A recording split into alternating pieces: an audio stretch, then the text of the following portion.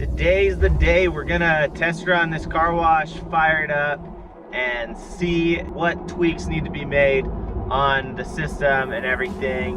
And I'll tell you what, my truck really needs it. I've been holding off for today so I can get my truck washed. I got salt and grime, and the snow's been melting here in Utah, and it's making a mess all over the place, but I'm gonna go out. I've got some of these filters to just put in the tanks, make sure I don't get a bunch of gunk run through the line, since I've got new connections and stuff like that. I still need to wire up a couple things on the rotary switches, but in a couple hours here, after getting to the car wash, I should be able to start turning things on, fill the tanks. I'm just gonna do water in the system first, and then I'm gonna put my hoses in the chemical lines and start running chemical through as well, and see where it goes from there. But I'm hoping, my goal for today is to at least have rinse and foam brush working, and hopefully maybe even soap, so I can get my truck clean. My truck's gonna be the first vehicle through that car wash getting cleaned in at least 15 years for this car wash. So it's a cool milestone to finally be at, and then from there I think I could realistically say that we can open this car wash to the public in the next 2 weeks. Some of the final things needed to do that is just like getting my merchant account activated for the credit card readers. My business licensing is processing currently. I got to get a couple different signages put in. I still have some new decals I want to put on, like the vacuums and the vending machines, but not too much stuff. And as long as it doesn't take, as long as there's no curveballs today in turning on this system and having any major issues, we should be able to start making some money at this car wash here this month. So I'm excited, and I'm crossing my fingers to finally get my truck washed, because like I said, it's got grime and everything all over it. So see you at the car wash when we get there. This is what I'm talking about with my truck. Got to get that all cleaned up today. So I'm in bay 1. There's actually a total of 5 bays here, but it's gonna be just 4 self-serve. So this one's gonna be empty. I'm gonna start right here. The game plan is just to get 1 bay working. Once this is all good to go, I can just copy and paste all my wiring and everything over and over again. Take a peek inside. Well, I don't have the key, but this is the box. It's all been blocked in and then painted. And we just gotta get the functions all hooked up to the inside of the bay in the motor room, and then give it a shot and see where we're at. The change machine is now working. I got $40 in there right now, but this is the place. It's come a long way. Right here is my pride and joy. I took a lot of time on this. So let me explain to you what's going on here. So this blue line on the side is my pre-soak. It's warm. It has a heater in the tank, and that circulates through the trough up in the attic to keep everything unthawed and warm. And then you have bays 1, 2, 3, and 4 of high pressure water, foam brush air, and then foam brush chemical, and it's 1 through 4, it's in order. And then tire cleaner air and tire cleaner chemical all the way through. And then these black lines right here are my spot free. All of these lines go over and connect into the pump stand. So this is the pump stand I've shown you in previous videos. All comes over here, ties in nice and pretty. I do have just a couple things. We gotta get water inside all these tanks. I got a toilet brush I bought at Home Depot. I'm gonna clean each of these out. I know that the foam brush specifically is a mess. You can see that. So we're gonna go through that. Upstairs, I have my spot-free rinse water, which just needs to be tied in, and then we can fill this tank up, and the hose runs out the backside right here, down and over to that pump stand as well. So those are the few projects I just need to finish up real quick, and I'll get to it.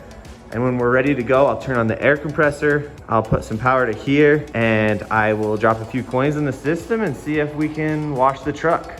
Here's what's going on inside the bay. I've got to figure out how to match up all these colors right here, going over to the equipment room into this connector, and then the other end of the connector is all tied in like that. So here's the face of that. It's nice because I just take that door right off the hinges. So I have plenty of room to work. Now, don't mind my paperweights here. It's kind of a windy day. I've got this wiring schematic that comes from my door. I got this wiring schematic. Oh, that's backwards. This one goes to the Carolina Pride pump stand. This one comes from my door. This one is the colors that I have on my cable, because I don't have these exact colors on my cable. And so I'm jumping all over the place, but I'm trying to make sense of it all and get this hooked up. So it's gonna take me just a minute.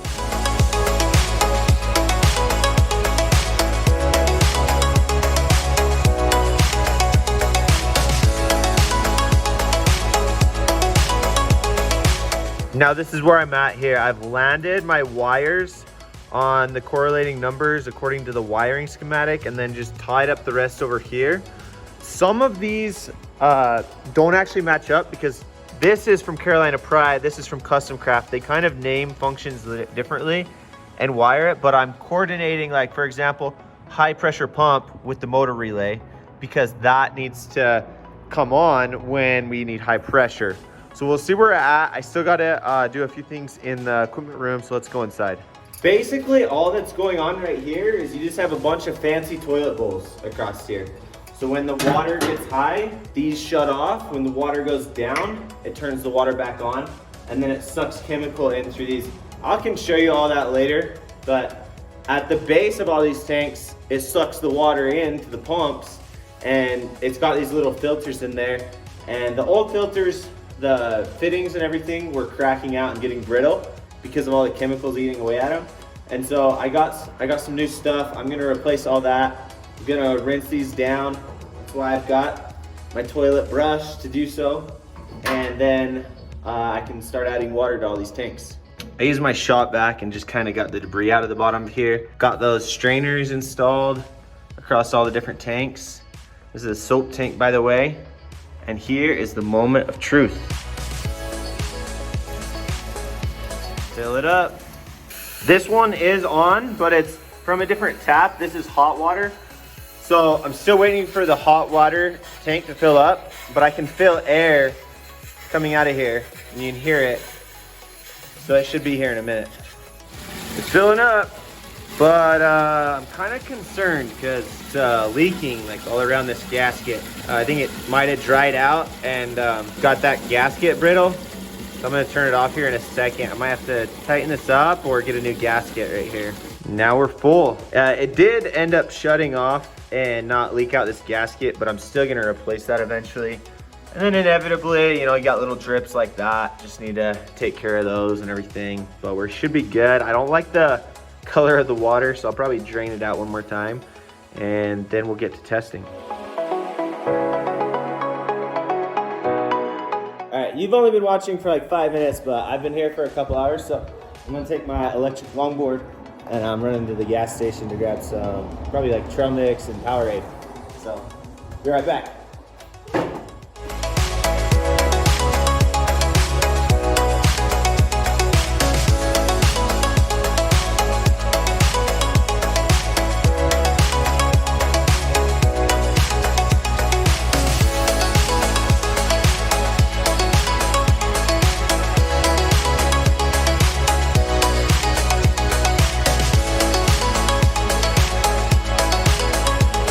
All right, I'm refueled, brakes over.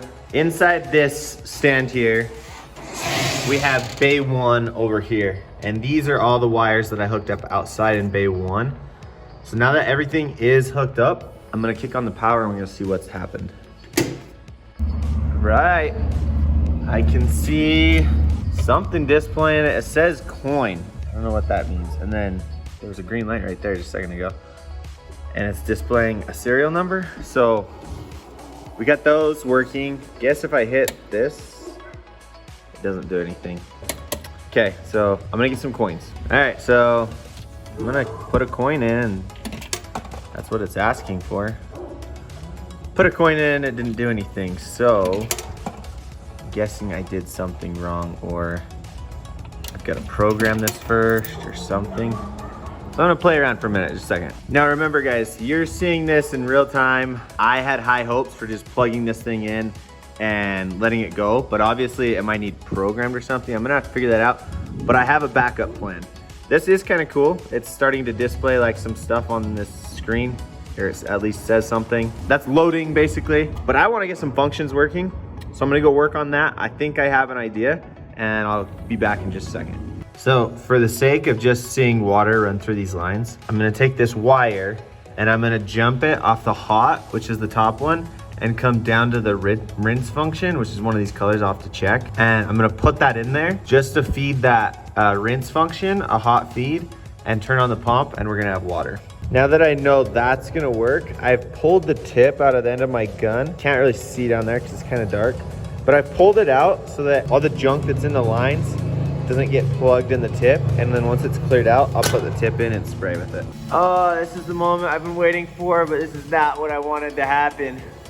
It's leaking from the boom up there, and I'm definitely getting my car washed right now, or my truck washed, but it's leaking. So the pump's on, and you can see there's water coming out. I pulled the trigger. That at least kind of stopped it from leaking up there. Wow, this has been a long time coming, getting water out of here.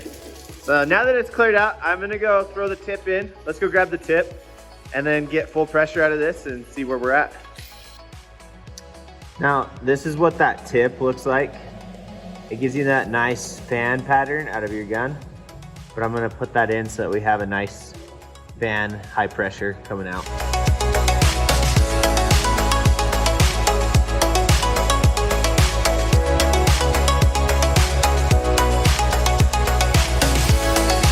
And this time I'm also gonna pull my truck out of the bay so that leak doesn't soak all my tools in the back.